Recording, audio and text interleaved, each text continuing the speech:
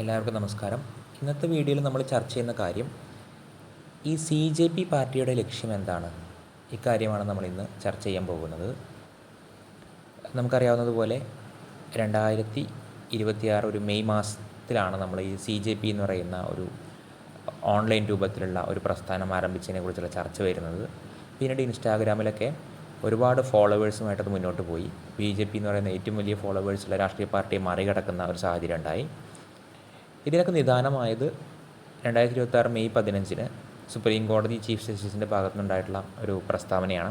അദ്ദേഹം പറഞ്ഞു, അൺഎംപ്ലോയ്ഡ് ആയിട്ടുള്ള യൂത്ത് കോക്രോച്ചസിനെ പോലെ അല്ലെങ്കിൽ പാരസൈറ്റുകളെ പോലെ ആണ് എന്നൊരു വാദമാണ് അദ്ദേഹം പറഞ്ഞത്. ഇതിനോടുള്ള ഒരു സിംബോളിക്കായിട്ട് സർക്കാസ്റ്റിക് ആയിട്ടുള്ള പ്രതിഷേധമായിട്ടാണ് ഈ ഒരു CJP എന്ന് പറയുന്ന പാർട്ടി ഉണ്ടാകുന്നത്, കോക്രോച്ച് ജനതാ പാർട്ടി. ഇവരുടെ ലക്ഷ്യം എന്താണ്? അവരുടെ വെബ്സൈറ്റിൽ അവർ 5 അവരുടെ ഡിമാൻഡ്സുകൾ പ്രധാനമായിട്ടും പറയുന്നുണ്ട്. മാനിഫെസ്റ്റോയിൽ പറയുന്ന 5 കാര്യങ്ങൾ. അപ്പോൾ അതിൽ ഒന്നാമത്തെ കാര്യം പരിശോധിക്കുകയാണെങ്കിൽ അത് ജുഡീഷ്യൽ ഇമ്പാർഷ്യാലിറ്റിയാണ്. അതായത് നീതിന്യായ വ്യവസ്ഥ അതിൻ്റെ നിഷ്പക്ഷത ഉണ്ടാകണം എന്നുള്ളതാണ്. ഇവർ പറയുന്ന കാര്യം, ഇപ്പോൾ പല ജഡ്ജിമാരും വിരമിച്ച ഉടൻ തന്നെ പല സർക്കാരിൻ്റെ താക്കോൽ സ്ഥാനങ്ങളിലും പല അധ്യക്ഷ പദവിയൊക്കെ വഹിക്കുന്നു. അതുപോലെ തന്നെ രാജ്യസഭയിലേക്ക് നാമനിർദ്ദേശം ചെയ്യപ്പെട്ട് തിരഞ്ഞെടുക്കപ്പെടുന്നത് വരെയുണ്ട്. ഇവിടെ നീതിന്യായ വ്യവസ്ഥയുടെ നിഷ്പക്ഷത തകരുന്നു എന്നാണ് ഇവർ പറയുന്നത്. ഇവരുടെ ഡിമാൻഡ് എന്ന് പറയുന്നത് ഇത്തരത്തിലുള്ള അപ്പോയിൻമെൻറ്റ്സ് ഒന്നും റിട്ടയർ ചെയ്ത് ഉടൻ തന്നെ കൊടുക്കരുത്. ഒന്നുകിൽ ഒരിക്കലും കൊടുക്കാൻ പാടില്ല, അല്ലെങ്കിൽ 5 വർഷത്തേക്കെങ്കിലും കൊടുക്കരുത്.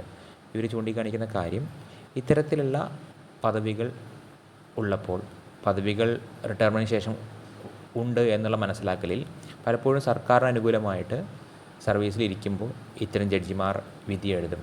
അതുകൊണ്ട് തന്നെ നീതിന്യായ വ്യവസ്ഥയുടെ ഒരു നിഷ്പക്ഷത ഉറപ്പുവരുത്തണം എന്നതാണ് ഇവരുടെ ഒന്നാമത്തെ ഡിമാൻഡ്. രണ്ടാമത്തെ ഇവരുടെ ഡിമാൻഡ് ഡെമോക്രാറ്റിക് അക്കൗണ്ടബിലിറ്റിയാണ്. നമുക്കറിയാം, വോട്ടർ പട്ടിക ശുദ്ധീകരിക്കുക എന്നുള്ള പേരിൽ SIR എന്ന് പറയുന്ന പ്രക്രിയ തെരഞ്ഞെടുപ്പ് കമ്മീഷൻ നടപ്പിലാക്കിയിട്ടുണ്ട്. ഇതിനെതിരായിട്ട് ഒരുപാട് കംപ്ലൈൻറ്റുകൾ വന്നു. പ്രത്യേകിച്ച് ഒരുപാട് ആളുകൾ, എലിജിബിൾ ആയിട്ടുള്ള ആളുകളുടെ വോട്ട് അവകാശം നിഷേധിക്കപ്പെട്ടു എന്നുള്ളതാണ്. അപ്പോൾ ഈ കോക്രോച്ച് ജനതാ പാർട്ടി മുന്നോട്ട് വയ്ക്കുന്ന ആവശ്യം, മനഃപൂർവ്വം ഇലക്ഷൻ കമ്മീഷൻ ആരെയെങ്കിലും വോട്ടർ പട്ടികയിൽ നിന്ന് ഒഴിവാക്കാൻ ശ്രമിക്കുകയാണെങ്കിൽ, അത് പ്രൂവ് ചെയ്യപ്പെടുകയാണെങ്കിൽ ഇലക്ഷൻ കമ്മീഷൻ അതുപോലെ തന്നെ അതിലുള്ള ഉന്നത ഉദ്യോഗസ്ഥർ ഇവർക്കെതിരായിട്ട് രാജ്യദ്രോഹം എന്നുള്ള രീതിയിലേക്ക് തന്നെ കേസുകൾ എടുക്കണം എന്നുള്ള രീതിയിലാണ് ഇവരുടെ ആവശ്യം. അവർ പറയുന്നത് UAPA പോലുള്ള ചാർജുകൾ വേണം. അത്തരത്തിലുള്ള ചാർജുകൾ പേഴ്സണലായി തന്നെ ഈ ഉന്നത ഉദ്യോഗസ്ഥർക്കെതിരെ ചുമത്തണം, ഇത്തരത്തിൽ മനഃപൂർവ്വമായി ആരെങ്കിലും ഡിലീറ്റ് ചെയ്താൽ എന്നതാണ് ഇവർ പറയുന്ന രണ്ടാമത്തെ ഇവരുടെ ഒരു ഡിമാൻഡായിട്ട് പറയുന്നത്. മൂന്നാമത്തെ കാര്യം, വനിതാ സംവരണം. നമുക്കറിയാം, ഇന്ത്യയിൽ വനിതാ സംവരണ ബിൽ പാസ്സായിട്ടുണ്ട്. ആ വനിതാ സംവരണം എന്ന് പറയുന്നത് അത് ഇനിയുള്ള ഒരു സെൻസസിന് കാത്തു നിൽക്കാതെ നിലവിൽ എത്രയാണ് ലോക്സഭയിലെ അംഗങ്ങളുടെ എണ്ണം, അതിൻ്റെ 55% വനിതാ സംവരണം ഉടൻ തന്നെ നടപ്പിലാക്കുക എന്നുള്ളതാണ് ഇവരുടെ മൂന്നാമത്തെ ഡിമാൻഡായിട്ട് വരുന്നത്. നാലാമത്തെ ഡിമാൻഡായിട്ട് വരുന്നത് തിരഞ്ഞെടുപ്പുമായി ബന്ധപ്പെട്ടുള്ള തിരഞ്ഞെടുപ്പ് പ്രക്രിയയുമായി ബന്ധപ്പെട്ട്, പ്രത്യേകിച്ചും വോട്ടർ പട്ടികയിലെ പേര് ചേർക്കുക, പേര് ഒഴിവാക്കുക, ഇത്തരം പ്രക്രിയയുമായി ബന്ധപ്പെട്ടുള്ള പൊതുജനങ്ങളുടെ പരാതികൾ, വിഷയങ്ങളൊക്കെ അത് ഉടൻ തന്നെ പരിഹരിക്കുക എന്നുള്ളതാണ്. ഒരു കംപ്ലയിൻറ്റ് ലഭിച്ചു കഴിഞ്ഞാൽ 48 മണിക്കൂറിനുള്ളിൽ അതുമായി ബന്ധപ്പെട്ട കാര്യങ്ങൾ അതിവേഗം പുരോഗമിക്കണം എന്നുള്ളൊരു ഡിമാൻഡാണ് അവർ ഉന്നയിക്കുന്നത്. അഞ്ചാമത്തത്, യുവതലമുറയെ എംപവർ ചെയ്യുക എന്നുള്ളതാണ്.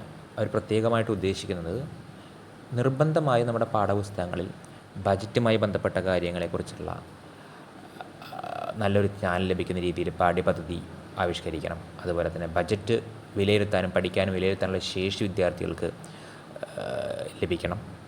അതുപോലെ തന്നെ RTI എങ്ങനെ ഫയൽ ചെയ്യാം തുടങ്ങിയ കാര്യങ്ങളൊക്കെ ചെറിയ ക്ലാസ്സുകളിൽ തന്നെ പഠിക്കാനുള്ള ഒരവസരം ഉണ്ടാകണം. ഹൈസ്കൂൾ തലത്തിൽ തന്നെ അതൊക്കെ പഠിക്കാനുള്ള ഒരവസരം ഉണ്ടാകണം. അതുപോലെ തന്നെ ജനാധിപത്യത്തിൻ്റെ ചരിത്രത്തെക്കുറിച്ചുള്ള പാഠപുസ്തകങ്ങൾ ഉണ്ടാകണം.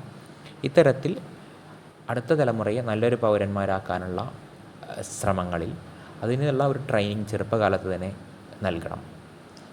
ഈ ഡിമാൻഡ്സാണ് CJPയുടെ മാനിഫെസ്റ്റോയിൽ കാണുന്ന 5 പ്രധാനപ്പെട്ട ഡിമാൻഡ്സ്.